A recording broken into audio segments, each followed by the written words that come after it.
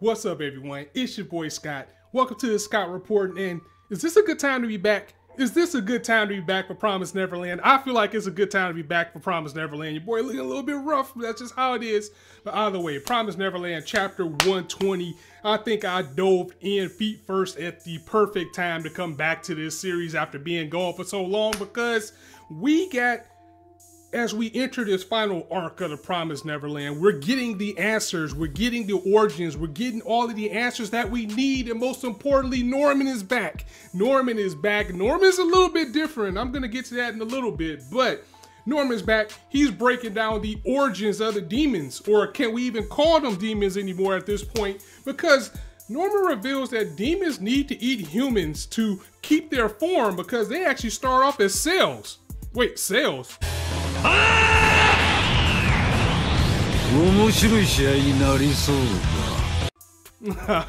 Nice one, Shonen Jump. And again, they take the form of whatever they eat. So if they eat like a insect, they're going to turn to an insect. To eat a dog, they're going to turn to a dog. To eat a dinosaur, they're going to turn to a dinosaur, because who knows how long these organisms has been here. And because they eat humans, they evolve like humans. They get stronger, they get smarter, they get faster, and the better the grade of a human that they eat, the better that they get. And this is what we've been dealing with. So my big question is, where did these things come from? That is the question that we always have with Promised Neverland, because again, we can't necessarily call them demons anymore, because they're not. They're some type of microorganism. Me personally, I think that they were probably made as like a genetic weapon, because humans are always going to be at the root of evil. They're always going to be at the root of problems, especially when you're dealing with series like this.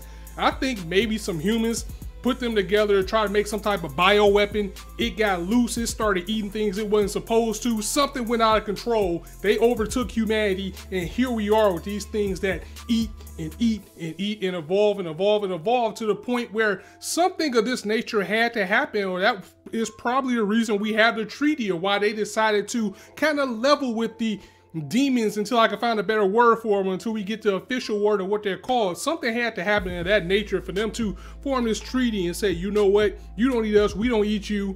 The farms and everything was made. And this is big news, because again, this is something that was hinted very early in the season by saying that, you know, the demons, they need to eat humans, and they eat the brains in particular, so they can take that into themselves and become smarter. But now knowing that whenever they eat, they take the form of whatever they eat. And Norman said that these demons, they need to eat humans, or they're going to lose their form. They're going to go back to their regular formless state. That changes things a lot, and the more they eat, the better grade they eat. And unless it's a really old demon like Bayon, or maybe like Lewis, which was also a big deal, besides, you know, taking them down to Goldie Pond and making a statement, them taking down a very old demon like Lewis gives them a little bit of hope. And it also says a lot, because the humans are mass produced. They're mass produced in these factories, so they don't get the same grade as they used to back in the old days of human eating. So now the demons, they aren't as strong as they used to be. So that's one of the things that Norman wants to attack. He said, if we can take down the forms, we can attack them now. They only got about 6 months, and they start to lose their forms. They start getting weaker. So we kind of got a hurry up and wait situation here. I mean, we can starve these farms down and take them down quickly, but at the same time, we need to kind of wither these demons down. And by doing that little by little by little, by taking away their food source, they're making them substantially weaker so they can win this war. But the biggest thing to take here is the demons and how they form. Again, they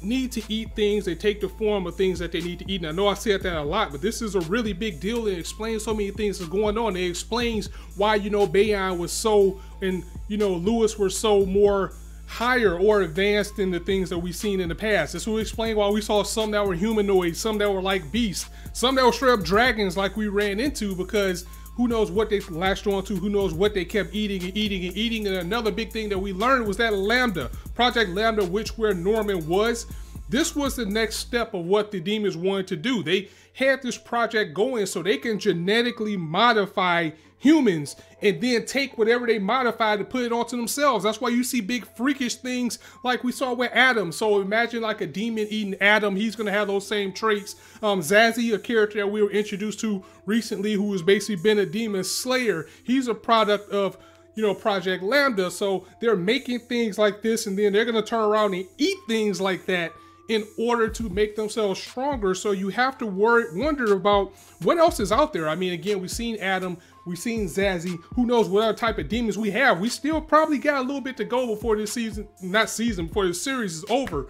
So we still got some time to see some crazy things out there. We don't know if Bayon or Lewis was enhanced. Well, not really Bayon, because Bayon kind of got washed, but Lewis was insane. And we don't know if that was just a product of him being around for so long, or if that was just how strong he was. And you know, I'm still not letting go that Lewis is dead. I mean, that monkey is still around there somewhere, so his body is he probably gets jump bodies or something. I'm pretty sure he's gonna have another body. I just don't want to let go of Lewis because he was such a good villain. But something else I also want to think about is, I don't think Norman got away scot-free from Project Lambda. I mean, come on, he was just there and nothing happened to him the whole time. He helped Adam escape, and we saw what Adam is. This was a place to experiment on kids, so what happened to him while he was there? It kind of makes me wonder about Norman, and maybe Norman isn't all right. I mean, he does seem a little bit more gruff. He's a little bit more determined. Of course, it's been a while since we've seen him. Last time we seen him he was a kid. And how about that growth spurt he has now? But that would be the ultimate chilling type of atmosphere to find out that something happened to Norman. Maybe something altered his personality. Maybe he has some type of powers. I just don't think this is the same Norman that we knew way back when we were introduced to him at the beginning of the series. Something's definitely different about him, besides him taking on, you know, the will of William Minerva himself. And that's something else I want to talk about, because he said this is a Neverland. We need to get out of this Neverland where children don't become adults. And something that I've missed this entire time, or I kind of, you know, thought about it, but I never thought about it that way, is that this is a play on Peter Pan, you know, the Promised Neverland and everything. You know, kids not wanting to grow up because they can't, because they're going to get eaten when they get a certain age. You know, you have James and William Bertari, which is playing off Captain Hook and William. We got Smee. Remember one of the agents, the sleeper agent that Norman was talking about in the last chapter, is called a Smee. So that's definitely from Peter Pan. So it's nice that we actually got this in, and you know, these kids actually getting to grow up is the goal. They deserve to live, and we need to take these demons down, because it's going to be some type of conspiracy. Of course it is. That's the name of this series. It's going to be some type of conspiracy of why these things are out here, how they came to be, how they grown. Maybe they're aliens. I mean, that's something that everybody thought of for a long time, but get the information that we got from Norman this chapter. I'm going to go with genetic modification. I think, again, you know, the humans tried to experiment on some shit and it went completely wrong. And here we are now having to fight for our humanity against these things for decades. And that's pretty much where it is. But overall, guys, it feels good to be back into the world of Promised Neverland, and especially with Shonen Jump now actually putting the chapters out at the same time as Japan. It makes it a little bit easier to work into my schedule as we head to the stretch. I can try to cover more chapters and definitely get out as much as I can. Great time, you know, with the anime going on too, or maybe not great time if you're anime only, because if you click on this video and watch it, it's gonna get completely spoiled, but I'll try to be mindful of that. But guys, definitely let me know what your thoughts are on what's going on. Do you feel like I do? Do you think something's not right with Norman? I mean, it's never too late to get twists and turns of Promised Neverland, even though I think maybe Norman, I'm not going to say Norman's like a villain or he's going to become a villain or anything, but it's something definitely going to be up. Maybe something's planted in him that he doesn't know about. Something's going on. I mean, he was at this place for all this time. Something had to happen to him at some point. Also, the origin of the demons, or whatever we're going to call them now, because they're clearly not demons. They're more like microbes, cells, or something that just evolved. How do you guys feel about that? Is this what you spot on? Is it what you thought? I know it took me by surprise to find out what they are. I thought they were just aliens or something that came down the way they were, but to find out they actually grew this way is pretty interesting.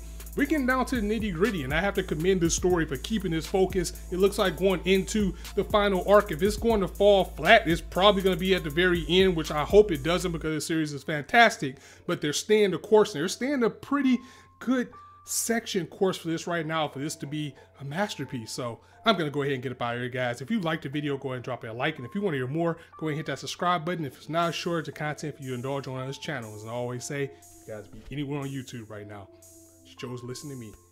I really appreciate that, so thanks for stopping by. On that note, it's your boy Scott signing out. See you soon.